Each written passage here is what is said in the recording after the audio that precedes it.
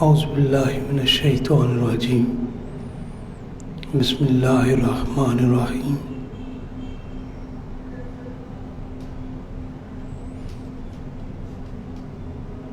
نحمدہ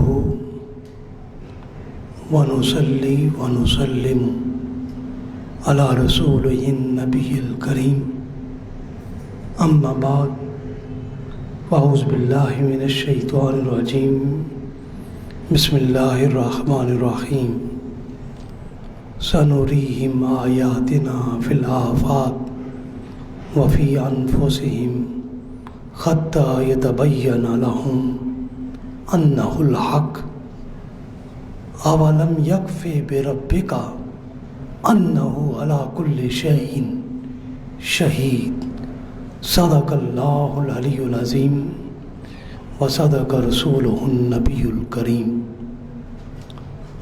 معزز حاضرین و ناظرین گرامی قدر، عزیز طلباء و طالبات، ہمارا آج کا موضوع ہے مشاہدہ قرآن سے مطالعہ قرآن۔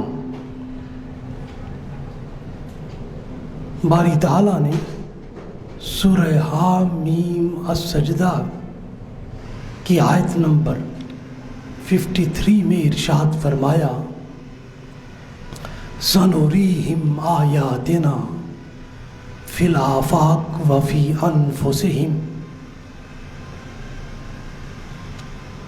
کہ ابھی ہم انہیں آسمان اور زمین کی وسعتوں میں اور خود ان کی ذاتوں میں اپنی نشانیاں دکھائیں گے، یہاں تک کہ ان کے لیے بالکل واضح ہو جائے بے شک وہی حق ہے، اور کیا تمہارے رب کا ہر چیز پر گواہ ہونا کافی نہیں ہے؟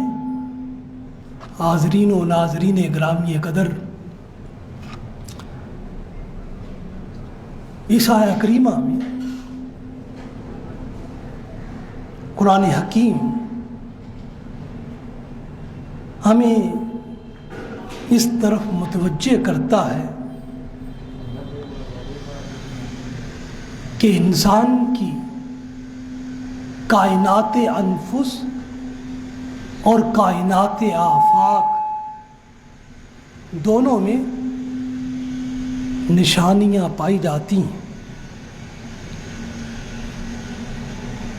اس لیے فرمایا سنریہم آیاتنا فی الآفاق وفی انفسہم۔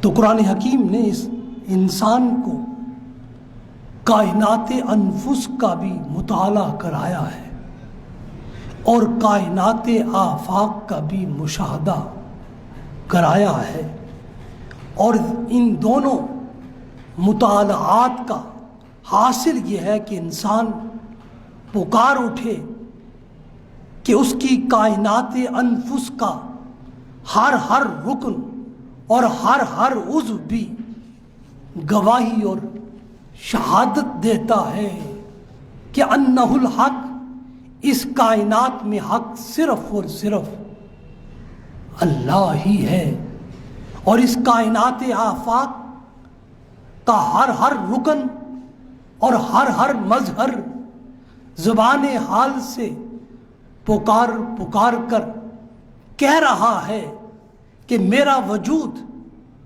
مجھے وجود دینے والے پر گواہ اور شاہد ہے، میں خلق ہوں، میرا خالق انہ الحق وہ ذات ہے، میں تو محض ایک پرتو ہوں، میری اصل انہ الحق وہ ذات ہے۔ حاضرین و ناظرین گرامی قدر، جب ہم کائنات انفس کے بعض ارکان کا قرآن حکیم کے وعدے کے مطابق مطالعہ کرتے ہیں کہ سنریہم آیاتنا فی الآفاق وفی انفسہم، اب ہم سنوریہم کے ذریعے انہ الحق کے جلوے اور نظارے انسان کی کائنات انفس وفی انفسہم میں دیکھنا چاہتے ہیں، تو ہم نے باری تعالیٰ سے انسان کی بولنے والی زبان اور اس گوشت کے ٹکڑے میں حق تعالیٰ کی نشانیاں، انہ الحق کے نظارے دیکھنے کی تمنا کی، تو اس رب نے ہمارے ذہن و دماغ میں انسان کی اس زبان کی کچھ خصوصیات یوں منکشف کی کہ اس انسانی زبان کی لمبائی 4 انچ ہے اور اس کا وزن 2 اونس ہے، اور یہ انسانی زبان عام طور پر دوسرے انسانوں کو نظر نہیں آتی ہے، اور یہ زبان انسان کے لیے بے شمار خدمات سر انجام دیتی ہیں، اور اسی زبان کے بول ہی انسانی زندگی میں خود انسان کی پہچان بنتے ہیں، اور یہی انسان کی پہچان میں محبت اور نفرت کے یہی بول ہی اس کی شخصیت کے عنوانات بنتے ہیں، اور یہ زبان ہی انسانوں کو باہم سیتی بھی ہے، باہم جوڑتی بھی ہے، اور یہ زبان انسانوں کو باہم کاٹتی بھی ہے، اور یہ زبان انسانوں کے باہم رشتے بناتی بھی ہے، حتیٰ کہ یہ انسانی رشتوں کو توڑتی بھی ہے، یہ دوست بھی بناتی ہے، یہ دوست بھی بناتی ہے، اور یہ دشمن بھی بناتی ہے، یہ زخم بھی لگاتی ہے، اور زخموں کی مرہم پٹی بھی کرتی ہے، یہ آمرانہ بھی ہے اور محبانہ بھی ہے، یہ جابرانہ بھی ہے اور مخلصانہ بھی ہے، یہ عدوانہ بھی ہے، رفیقانہ بھی ہے، یہ حاسدانہ بھی ہے، اور یہ رشکانہ بھی ہے۔ اس کا زخم تلوار سے بھی گہرا ہے، اس لیے معروف عربی شعر ہے، جراحت السنان لہت تیام ولا یلتام من جرح باللسان، کہ تلواروں کے لگائے ہوئے زخم وہ مندمل ہو جاتے ہیں، بھر جاتے ہیں، جبکہ زبان کے لگائے ہوئے زخم یہ مندمل نہیں ہوتے۔ غرضے کہ یہ زبان باہم انسانوں کو جوڑتی بھی ہے، اور یہی زبان انسانوں کو باہم توڑتی بھی ہے۔ حاضرین و ناظرین گرامی قدر، یہ زبان عام طور پر ہماری غذا کو چبانے میں بھی مدد کرتی ہے، اور جو نوالا بھی ہم لیتے ہیں اسے دانتوں تک پہنچاتی ہے، اور دانتوں کے ذریعے ہی ہم اس نوالے کو پیستے ہیں۔ یوں ہمارا معدہ اس غذا کو بآسانی ہضم کر لیتا ہے۔ اگر یہ زبان نہ ہوتی تو ہمارے دانت اکیلے غذا کے سارے ٹکڑوں کو سمیٹ نہ سکتے تھے، اور وہ ٹکڑے جو دانتوں میں پھنس جاتے ہیں، ہماری زبان ان کو ڈھونڈ ڈھونڈ کر ہمارے دانتوں سے نکالتی ہے۔ اس بنا پر غذا کا کوئی نازک سا ریشہ بھی ہمارے دانتوں میں رہ جائے تو ہماری طبیعت بے چین ہو جاتی ہے، اور ہماری زبان بار بار اس کو تلاش کر کے نکالنے کی کوشش کرتی ہے۔ جب تک زبان اس کو نکال باہر نہ کرے، طبیعت میں انسان کی سکون آتا نہیں۔ یہ زبان ہی ہے جو ہمارے منہ میں صفائی کا بھی انتظام کرتی ہے۔ حاضرین و ناظرین گرامی قدر، انسان دن میں بار بار کچھ نہ کچھ کھاتا رہتا ہے، نگلتا رہتا ہے، اور یہ عمل متعدد اعضاء اور اعصاب کے ذریعے سے اور پٹھوں اور غدود کے ذریعے سے انسان مکمل کر رہا ہوتا ہے، اور ہر نوالے کے نگلنے میں ایک پیچیدہ نظام کام کر رہا ہوتا ہے۔ غذا کو زبان کے ذریعے نگلنے کا کام انسان اپنی ماں کے پیٹ سے سیکھ کر ہی اس دنیا میں آتا ہے۔ یہاں یہ چیزوں کو نگلتا ہے اور مسلسل کھاتا رہتا ہے، مگر کس قدر تعجب ہے اس انسان پر کہ یہ اللہ کے حضور اس کی نعمتوں پر شکر گزار نہیں ہوتا ہے۔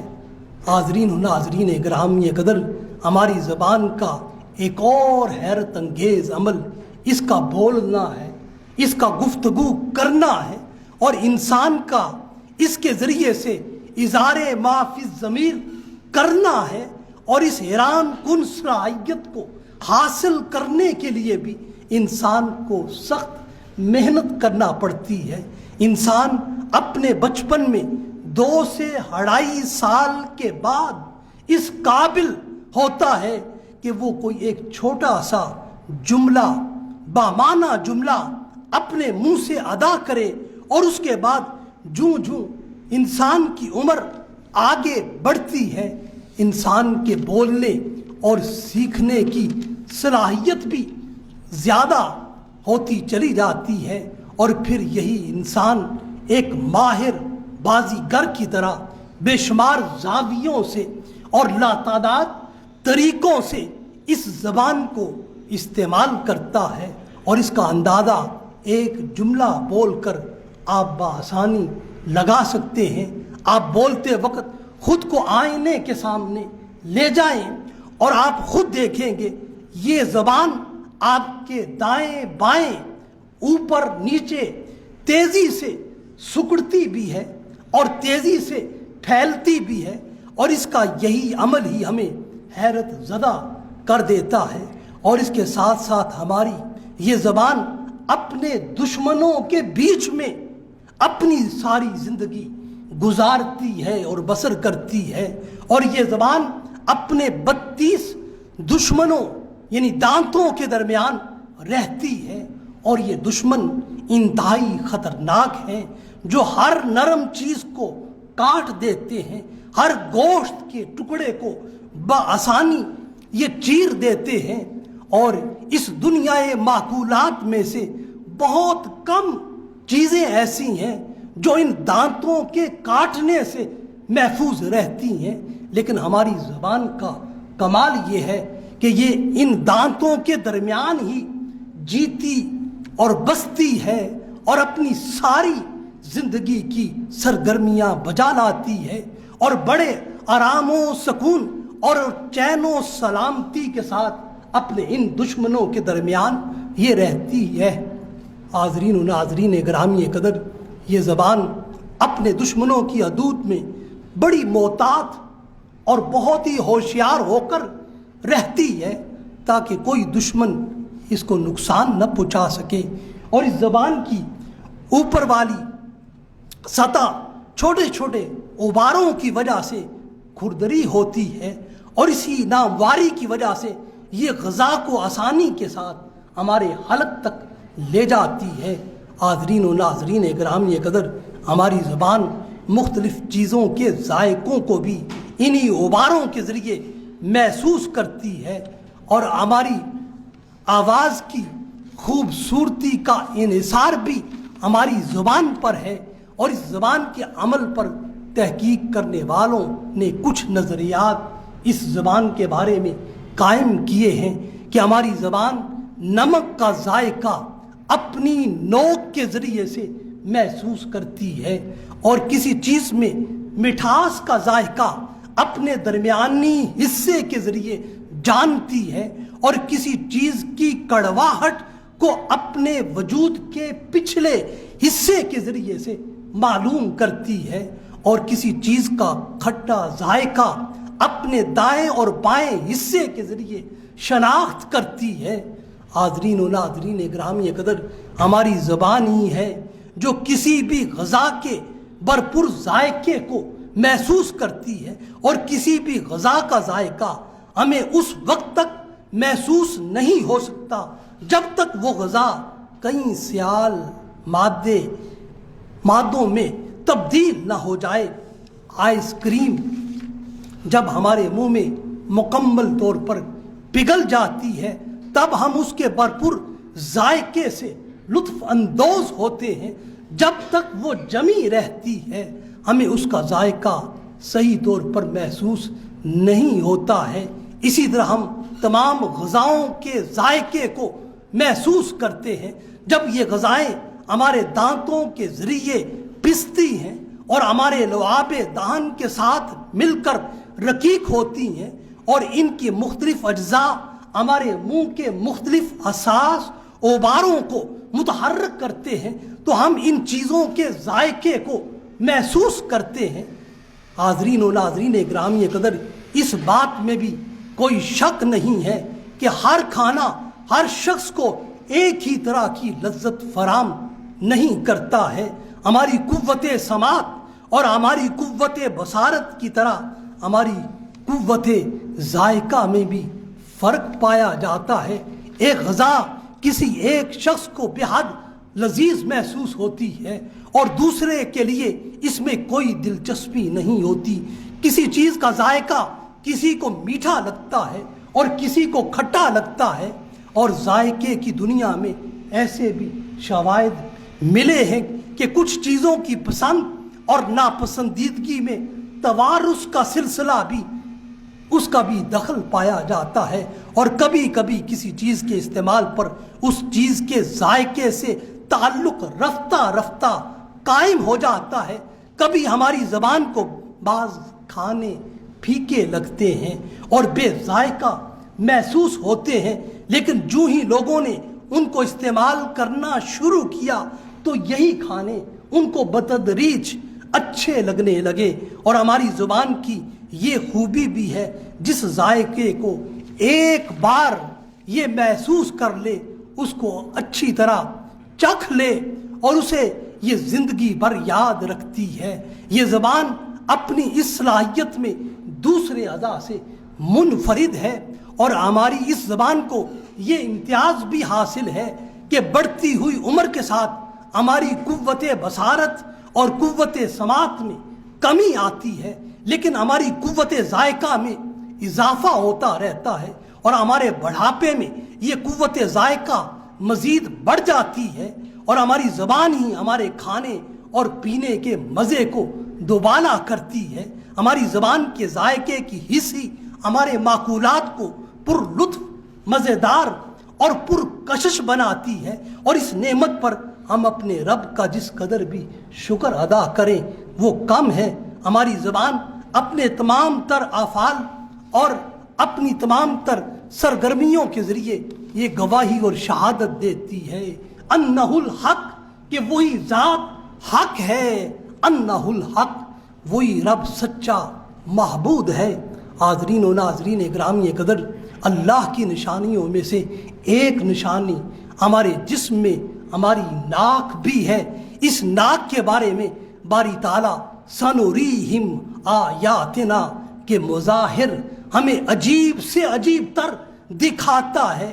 یہ ناک انسان کی پہچان بنتی ہے، اس کی شکل کی شناخت بنتی ہے، اور انسان کی خوبصورتی کا بڑا دار و مدار اس کی ناک پر بھی ہے۔ مگر اس ناک کا سب سے بڑا کمال یہ ہے کہ ہمارے سانسوں کی یہ محافظ ہے۔ ہمارے جسم میں سانس اسی کے ذریعے چلتا ہے۔ اگر ہمارے جسم میں یہ سانس نہ چلے تو ہمارے سارے اعضائے جسم ناکارہ ہو جائیں اور یہ ایک بوسیدہ وجود میں ڈھل جائیں۔ ہماری ناک ہر وقت اپنے سانس کے عمل کو جاری رکھتی ہے۔ ہم جب رات کو سوئے ہوتے ہیں، اگر ہم بائیں کروٹ سو رہے ہوتے ہیں تو ایسے میں اگر مسلسل ایک ہی کروٹ ہم سوتے جائیں تو ہمارا جسم سن ہو جائے گا۔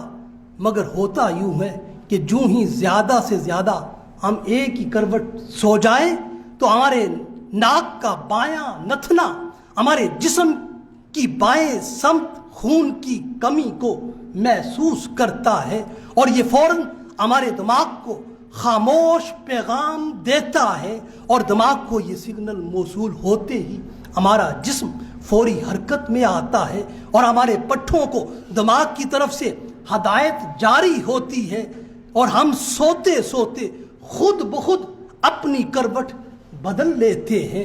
اور آخر کون ہے وہ ذات جو ہماری نیند کی حالت میں ہماری حفاظت کر رہی ہوتی ہے اور ہمارے جسم کو چاق و چوبند اور متحرک و فعال رکھے ہوتی ہے، اور ہمارا ہر سانس اس ذات کے بارے میں گواہی دیتا ہے انہ الحق، وہ ذات اللہ کی ہے اور وہی حق ہے۔ حاضرین و ناظرین گرامی قدر، ہماری ناک ہمارے جسم کے لیے ایک غذائی چیک پوسٹ کی حیثیت بھی رکھتی ہے۔ جو اشیاء بھی ہمارے معدے میں جاتی ہیں ان کو سب سے پہلے ہماری ناک چیک کرتی ہے۔ اگر ہماری ناک یہ خدمات سر انجام نہ دے تو ہم سڑا ہوا متعفن کھانا اور گندا پانی اپنے لیے استعمال کر رہے ہوں۔ بلا شبہ ہمارے کھانے پینے کے سارے مزے ہماری اسی ناک کی وجہ سے ہیں۔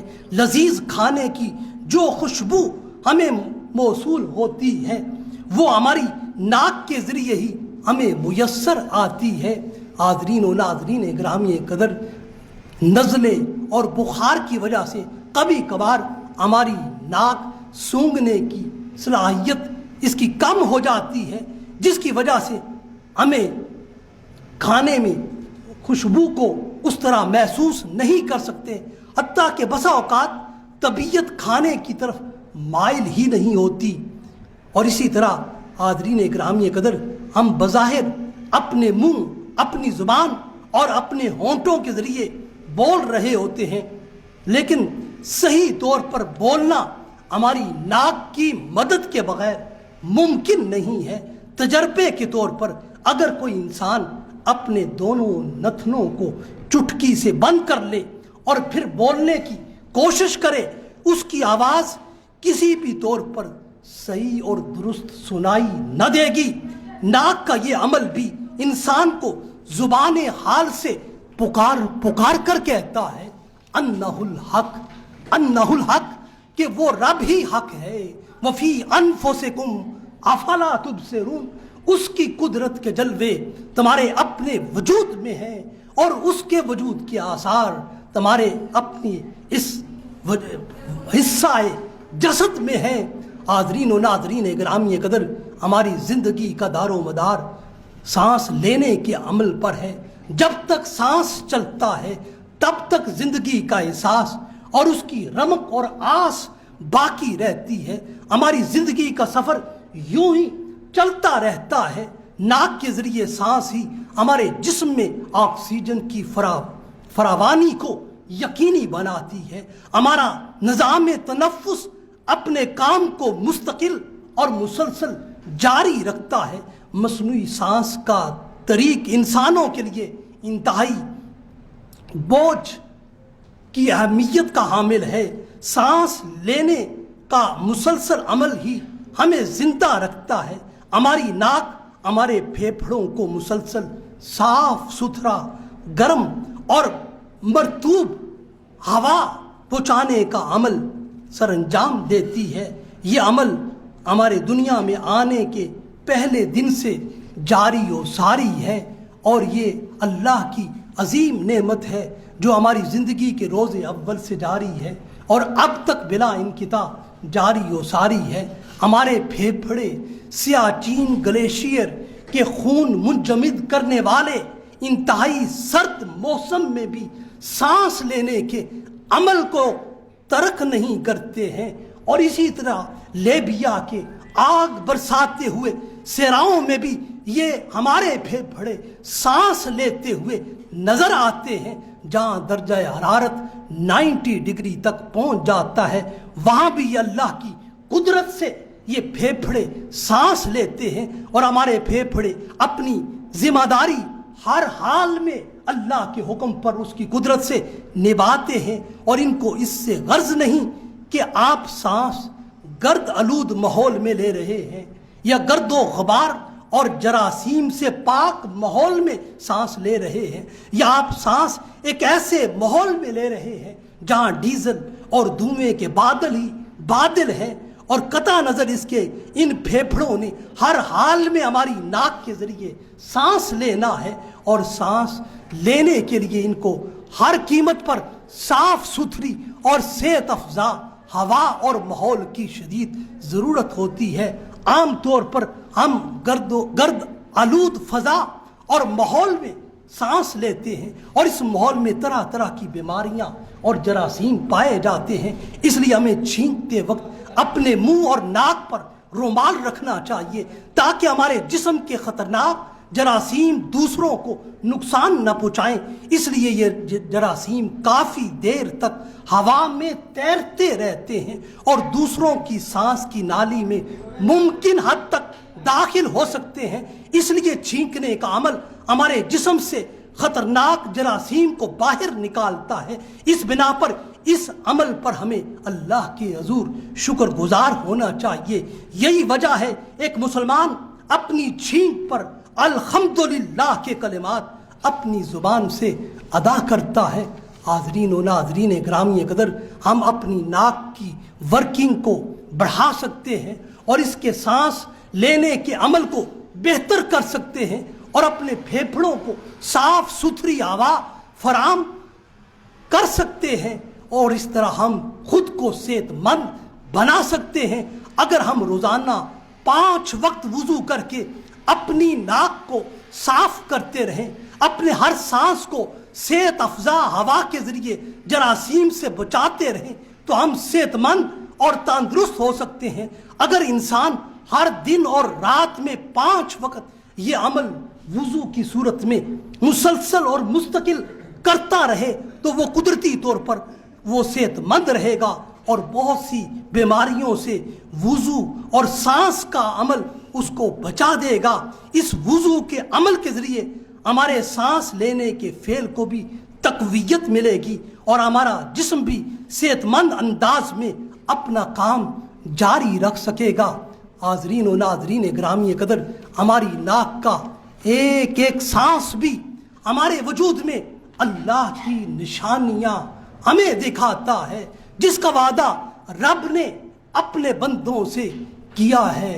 سنوریہم آیاتنا سنوریہم آیاتنا، کہ ہم اپنی نشانیاں تم کو تمہارے اپنے وجود میں دکھائیں گے، کائنات خارج میں بھی دکھائیں گے، کائنات انفس میں بھی دکھائیں گے، اور ان نشانیوں کا مرکز و محل فی انفسنا او فی انفسہم ہے، ہماری اپنی کائنات انفس ہی ہے، اور اس کا ایک ایک رکن ہمیں اللہ کی نشانیوں کے بارے میں، اللہ کے وجود کے بارے میں بتاتا ہے، اور آنکھ رکھنے والوں کو یہ نشانیاں چیلنج کر کے متوجہ کرتی ہیں کہ اپنی آنکھیں کھولو۔ سنوریہم آیاتنا کا نظارہ اپنی ذات کے اندر اور اپنی کائنات انفس میں کرو۔ ہمیں باہر ڈھونڈنے والوں، ہم تمہارے اندر بستے ہیں، ہم باہر بھی ہیں لیکن تمہارے اندر بھی ہیں۔ اس کائنات میں گویا رب قرآن کے ذریعے انسان کو متوجہ کر رہا ہے کہ ہر سو ہم ہی ہم ہیں۔ فَأَيْنَمَا تَوَلُّوا فَثَمَّ وَجْهُ اللَّهِ، تم جدھر بھی نگاہ اٹھاؤ گے ہر طرف اللہ ہی اللہ ہے۔ حاضرین و ناظرین گرامی قدر، ہم ناک کے ذریعے سانس لیتے ہیں، اور ہمارے سانس لینے میں ہمارے پھیپھڑوں کا عمل دخل بہت زیادہ ہے۔ ہمارے پھیپھڑے ہمارے سانس لینے کے دوران پھولتے اور سکڑتے ہیں۔ جب انسان تیز بھاگ رہا ہوتا ہے یا ورزش کر رہا ہوتا ہے تو اس وقت ہمارا دماغ ہمارے سانس لینے کے عمل کو تیز تر کر دیتا ہے تاکہ جسم کے تمام اعضاء کو تازہ آکسیجن کی سپلائی میں کوئی خلل نہ آئے۔ اس لیے آکسیجن کی فراہمی میں کمی آنے کی وجہ سے انسان معذور بھی ہو سکتا ہے اور اس کی زندگی کو خطرات بھی لاحق ہو سکتے ہیں۔ اگر انسان آرام کر رہا ہو تو اس کو ہر منٹ میں 8 لیٹر کی مقدار ہوا درکار ہوتی ہے۔ اگر وہ بیٹھا ہوا ہو اور چہل قدمی کر رہا ہو تو اسے 16 لیٹر ہوا کی ضرورت ہوتی ہے۔ اگر وہ دوڑ رہا ہو تو اسے 24 لیٹر ہوا کی ضرورت ہوتی ہے۔ اگر آپ دفتر میں بیٹھ کر کام کر رہے ہیں تو آپ کو آکسیجن کی زیادہ ضرورت پیش نہ آئے گی۔ اور عام طور پر ہر انسان 1 منٹ میں 16 مرتبہ سانس لیتا ہے، اور ہر مرتبہ آدھا لیٹر کے برابر ہوا ہم اپنے پھیپھڑوں کے ذریعے اندر لے جاتے ہیں۔ یوں ہم ہوا کے ایک سمندر میں اپنی زندگی بسر کر رہے ہوتے ہیں۔ یہ ہوا کا سمندر زمین سے آسمان تک موج در موج پھیلا ہوا ہے۔ ہم اس ہوا کے سمندر میں سے بہت تھوڑی مقدار حاصل کرتے ہیں۔ حاضرین و ناظرین گرامی قدر، ہوا کی آلودگی ہمارے پھیپھڑوں کے لیے سب سے بڑا مسئلہ ہے۔ صنعتی آلودگی، گاڑیوں کا دھواں اور طرح طرح کی گیسیں ہمارے پھیپھڑوں کو نقصان پہنچاتی ہیں، لیکن ہمارے پھیپھڑے اپنی نزاکت کے باوجود، زہریلی گیسوں اور آلودگیوں کے باوجود اپنے فرائض کو جو اللہ نے ان کے ذمے کیے ہیں ان کو ادا کرتے رہتے ہیں، اور اپنا عمل انتہائی خطرناک گیسوں کے دوران بھی ہرگز سانس لینے کا یہ ترک نہیں کرتے ہیں۔ ہوا اور ماحول کی صفائی انسان کی صحت کے معیار کو بڑھاتی ہے۔ ہوا کی آلودگی اور ماحول کی گندگی انسانی صحت کو ناکارہ کرتی ہے۔ ہمارے پھیپھڑے خدا کی قدرت ہے اور خدا کی نعمت ہے۔ انتہائی گندی اور آلودہ ہوا کو بھی صاف کر کے ہمارے جسم میں سانس لینے کے عمل کو یہ بحال رکھتے ہیں۔ آلودہ ہوا ہماری ناک اور حلق کے ذریعے صاف ہو جاتی ہے۔ ہماری ناک اور ہمارا حلق آلودہ ہوا اور گرد و غبار کو اپنی اپنی رطوبت میں روک لیتے ہیں، اور یوں پھیپھڑوں تک تازہ اور صاف ہوا پہنچتی ہے۔ ہم قدرتی طور پر ہر روز اللہ کی عظیم نعمتوں میں ہر لمحہ اور ہر لحظہ پلتے رہتے ہیں۔ ہمیں ان کی قدر و اہمیت کا احساس تک نہیں ہوتا ہے۔ جو ہی ہم ان نعمتوں سے محروم ہوتے ہیں تو پھر ہمارا پل پل ان نعمتوں کی قدردانی کے احساس میں صرف ہونے لگتا ہے، اور یہی عمل ہمارے جسم میں قدرتی سانس اور مصنوعی سانس کے درمیان بھی دیکھا جا سکتا ہے۔ اگر خدا نخواستہ کسی انسان کو مصنوعی سانس لینے کی ضرورت پیش آ جائے تو ہمیں گیس کے سلنڈروں کا محتاج ہونا پڑتا ہے، اور جن کی بڑی بھاری قیمت ہمیں چکانا پڑتی ہے۔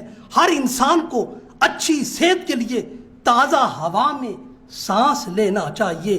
اس مقصد کے لیے ہر مسلمان صبح کو فجر کی نماز پابندی سے ادا کرے، صبح کے وقت کھیتوں، سبزہ زاروں اور باغوں کی سیر کرے، اور صبح کی تازہ ہوا میں لمبے لمبے سانس لے، اور کھلے میدانوں، باغوں اور سبزہ زاروں میں لمبے لمبے سانس لینے کی عادت انسان کی صحت میں اضافہ کرتی ہے، اور اس عمل سے ہمارے پھیپھڑوں کی کارکردگی بڑھتی ہے، اور ہمارے جسم میں صحت کی علامات نمایاں ہوتی ہیں، اور ہم اپنے پھیپھڑوں کے صحت مند فضا میں سانس لینے کے تقاضوں کو ہرگز اپنی زندگی میں نظر انداز نہیں کر سکتے، اس لیے کہ یہی تو ہماری زندگی کا سانس قائم رکھے ہوئے ہیں۔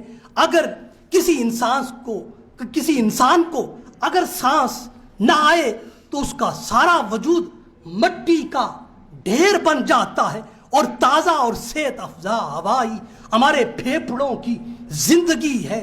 آلودہ اور گندی ہوا ہماری زندگی کے لیے خطرہ ہی خطرہ اور پیغام موت ہے۔ اس بنا پر ہمیں اپنے عمل سے خود کو زندگی دینی ہے۔ ہر روز ہلکی پھلکی ورزش ہمارے پھیپھڑوں کی ضرورت ہے۔ پیدل چلنا، دوڑنا، بھاگنا، محنت و مشقت کے کام کرنا، کھیل کود، گھر اور دفتر کی سیڑھیاں چڑھنا ہمارے پھیپھڑوں کی قوت کو یہ تقویت دیتی ہیں۔ اسی طرح صبح کی صحت افزا فضا میں لمبے لمبے اور گہرے گہرے سانس لینا اپنے پھیپھڑوں کو تازہ آکسیجن فراہم کرنا ہے۔ سانس لینے کی یہ ورزش ہمارے پھیپھڑوں کو نئی زندگی عطا کرتی ہے۔ اور حاضرین و ناظرین گرامی قدر، ان پھیپھڑوں کا پھیلنا اور ان کا سکڑنا اور ان کا سانس لیتے وقت ہوا کو اندر لے جانا اور پھر ہوا کو باہر نکالنا ہمیں سنوریہم آیاتنا کے ذریعے یہ پیغام حق دیتا ہے کہ وہ رب فی انفسہم، اور وہ رب فی انفسنا ہمارے سانسوں میں بستا ہے، اور ہمارا سانس اس کے اذن سے جاری و ساری ہے۔ ہماری زندگی کی ہر ساتھ اس کی قدرت سے رواں دواں ہے۔ اس بنا پر ہمارے ہر سانس کا ہم سے تقاضا یہ ہے کہ اس نعمت عطا کرنے والے رب کو ہم ہر لحظہ ہر لمحہ وَاذْكُرُوا اللَّهَ ذِكْرًا كَثِيرًا کے وظیفے کے ساتھ اس کو یاد کرتے رہیں، اور اس لیے کہ ہماری زندگی کا ہر سانس اسی کے دم قدم سے ہے، اسی کی بارگاہ سے خیرات ہے، اور اس سے لا تعلقی ہماری اپنی حالت ابدیت سے لا تعلقی ہے۔ حاضرین و ناظرین گرامی قدر، خلاصہ کلام کی طرف بڑھتے ہوئے عرض کروں، ہمارے وجود میں ہر نعمت خداوندی ایک عظیم نعمت ہے۔ ہماری زبان ہو، ہماری ناک ہو یا ہمارے پھیپھڑے ہوں، ہر نعمت ہم سے تقاضا کرتی ہے لَإِن شَكَرْتُمْ لَأَزِيدَنَّكُمْ، اگر تم اللہ کی بارگاہ میں شکر گزار ہو جاؤ تو وہ تمہیں عطا کردہ نعمتوں میں اضافہ کر دے گا۔ اس لیے بندے کا بنیادی کام یہ ہے کہ وہ شکر گزار بندہ بن جائے، اور اس شکر گزاری کے لیے باری تعالیٰ نے ہمیں زبان دی ہے، اور یہ زبان ہماری ان ساری نعمتوں کی ترجمان ہے۔ ہماری زبان ہمارے منہ میں ایک چھوٹا سا وجود رکھتی ہے، مگر اس کی اہمیت و افادیت بہت زیادہ ہے، اس کی عظمت و کارکردگی بے انتہا ہے۔ اس زبان کو یہ بھی خصوصیت حاصل ہے کہ یہ شعوری اور غیر شعوری طور پر بے شمار نئے نئے الفاظ بناتی ہے، اور یوں ہمارے منہ کے خول میں ہوا کی حرکت اور حلق کی آخری حد تک ہوا کے تموج سے لا تعداد الفاظ بنتے چلے جاتے ہیں۔ ہمارے دانتوں اور ہمارے ہونٹوں کی رکاوٹ ہمارے الفاظ کے بننے اور ان کے مخارج کی صحت میں فائدہ مند ثابت ہوتی ہے۔ زبان ہر انسان کے پاس نطق بولنے کی مشینری ہے۔ یہ زبان جس قدر اہمیت کی حامل ہے اللہ کی یہ ایک عظیم نعمت ہے، اس اعتبار سے اس نعمت کی اسی قدر ہمیں قدردانی کرنی چاہیے۔ اس لیے باری تعالیٰ کا اس زبان کے لیے حکم یہ ہے کہ اس کا صحیح اور درست استعمال کرو، اس کو غلط اور ناجائز طریقے سے استعمال کرنے سے بچایا جائے۔ اس لیے قرآن نے واضح اعلان کیا ہے، فرمایا تمہارے ہر لفظ پر جزا و سزا ہوگی، ما یلفظ من قول الا لدیہ عتید۔ سورہ کاف کی آیت نمبر 18 میں فرمایا کوئی بات اس زبان پر نہیں آتی مگر ایک نگہبان اس کے پاس تیار رہتا ہے۔ یہ زبان ہمارے جسم کا ایک چھوٹا سا عضو ہے، مگر اس کے کام بہت بڑے بڑے ہیں۔ اس زبان کی گواہی سے انسان کے ایمان اور کفر کا فیصلہ ہوتا ہے۔ یہ زبان ہی موجود اور معدوم، خالق اور مخلوق کے بارے میں اپنی رائے کا اظہار کرتی ہے۔ ہماری زبان کا دائرہ کار محدود نہیں ہے بلکہ لامحدود ہے۔ یہ زبان اپنے تعارف میں زبان خیر بھی ہے اور زبان شر بھی ہے۔ اس زبان کو اگر شریعت کی لگام نہ دی جائے تو یہ زبان شیطان کی زبان بن جاتی ہے، اور شیطان اور اس کے چیلے اس زبان کو ہر برائی کے لیے خوب استعمال کرتے ہیں۔ یہ زبان ہی انسان کو جنت تک لے جاتی ہے، اور یہ زبان ہی انسان کو دوزخ کی طرف لے جاتی ہے۔ اور یہ بھی حقیقت ہے زبان کو قابو میں رکھنا کوئی آسان کام نہیں ہے۔ یہی وجہ ہے بہت سے لوگ اس کے غیر محتاط اور غلط استعمال کی وجہ سے بے شمار آفات اور مصائب کا شکار ہیں، اور اس زبان کی آفات اور اس کے خطرات بہت زیادہ ہیں۔ یہ زبان بے شمار نقصانات اور ہلاکتوں کی ذمہ دار ہے، اور دنیا میں لاتعداد فسادات کی سب سے بڑی وجہ یہی انسان کی زبان ہے۔ حضرت عقبہ بن عامر سے مروی ہے کہ انہوں نے عرض کیا، یا رسول اللہ، ہماری نجات کس طرح ممکن ہے؟ رسول اللہ صلی اللہ علیہ وسلم نے فرمایا، اپنی زبان کو اپنے کنٹرول میں رکھو۔ رواہ نسائی فی سننہ ہی۔ اسی طرح صحیح بخاری میں حضرت سعد بن سعدی سے مروی یہ روایت آئی کہ جو شخص، رسول اللہ صلی اللہ علیہ وسلم نے فرمایا، جو شخص مجھے دو چیزوں کی ضمانت عطا دے دے، میں اسے جنت کی ضمانت دیتا ہوں۔ ایک شرمگاہ ہے اور دوسری انسان کی زبان ہے۔ رواہ بخاری فی صحیح۔ تو فرمایا ان دو چیزوں کی ضمانت، وہ مجھ سے جنت کی ضمانت لے لے۔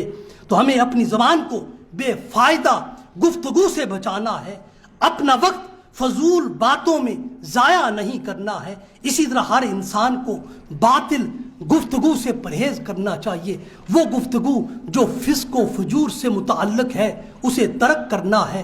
اسی طرح ہماری زبان پر لڑائی جھگڑے اور بامی حسد و نفرت کی گفتگو جاری نہ ہو۔ ہماری زبان اختلاف اور انتشار کو ہوا نہ دے۔